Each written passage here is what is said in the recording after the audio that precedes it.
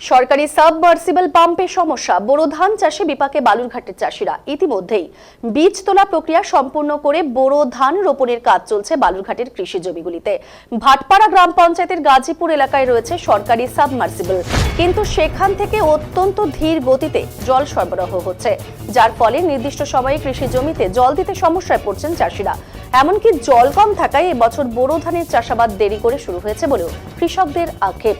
Balurghat block দপ্তরের তরফে বিষয়টি খতিয়ে দেখার আশ্বাস দেওয়া হয়েছে। দক্ষিণ দিনাজপুর জেলায় আমন ও বোরো ধানের চাষ সবচেয়ে বেশি হয়। প্রায় জেলার 70,000 হেক্টর জমিতে বোরো ধান চাষ হচ্ছে।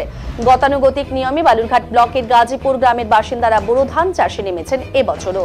সেই এলাকায় সরকারি পাম্প হাউস বসানো হয়েছে, যেখান থেকে প্রতি বছর চাষাবাদের কাজে সুবিধার্থে জল সরবরাহ করা হয়।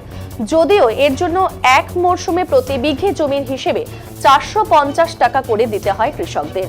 এই পাম্প হাউস স্থাপনের পরে কৃষি জমিতে জলসেচের অনেক সুবিধা হয়েছিল বলে মত তাদের। কিন্তু এবছরের বোরো ধান চাষের শুরুতেই সমস্যা শুরু হয়েছে সেই সাবমার্সিবল পাম্প হাউসে। চলতি বছরের শুরুতেই প্রায় জল বন্ধ হয়ে গিয়েছিল সেখান থেকে। তারপরে নির্দিষ্ট দপ্তরে জানানোর পরে ইঞ্জিনিয়ার ও কর্মীরা এসে সেই সাবমার্সিবল পাম্প সারিয়ে দেন বলে কৃষকরা জানিয়েছেন। কিন্তু তারপরে অন্য সমস্যা দেখা দিয়েছে। বর্তমানে সেই পাম্প হাউসের একদিকে মোটামুটি জল পাওয়া গেলেও অন্য প্রান্ত প্রায় জলের অভাবে শুকিয়ে আসছে। পাম্প হাউসের বাঁদিকে জলের অভাবে কৃষিকাজ ব্যাহত হচ্ছে বলে অভিযোগ কৃষকদের। এদিকে বোরো ধান রোপণের সময় প্রায় পেরিয়ে যাচ্ছে, ইতিমধ্যেই বীজ তোলার কাজ শুরু হয়েছে। এই মুহূর্তে পর্যাপ্ত পরিমাণে কৃষি জমিতে জল না পেয়ে কার্যত দিশেহারা অবস্থা কৃষকদের।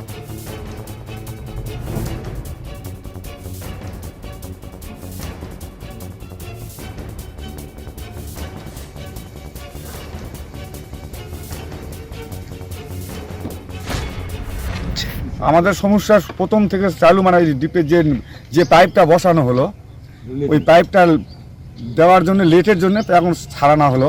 ডিপটা লেটেতে ছাড়ার জন্য এখন জলটার খুবই সমস্যা, মানে পাবলিকে এখন জল ঠিক মতো সাপ্লাই দিতে পারতেছে না, এই নিয়ে সমস্যা। এটা কি ডিও অফিস থেকে বসিয়েছিল এই মেশিনটা এখানে সাবমার্সিবলটা? হ্যাঁ।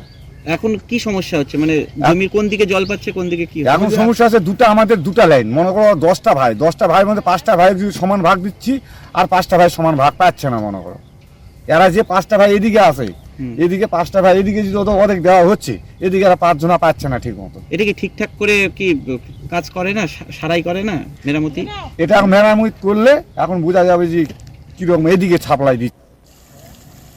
কি জানালেন এই বিষয়ে বালুরঘাটের বিডিও সম্বল ঝা, শুনবো। বিষয়টা নিয়ে কি বলবেন স্যার? ওখানে একটা পাম্প সেট আছে, যে পাম্প সেট ঠিকঠাক চলছে না। আচ্ছা, এই অভিযোগটা এই বছরই শুনলাম আমি আপনাদের মুখ থেকেই, কেউ আমাকে আগে জানায়নি। এবার কোন দপ্তর করেছে সেটাও জানি না।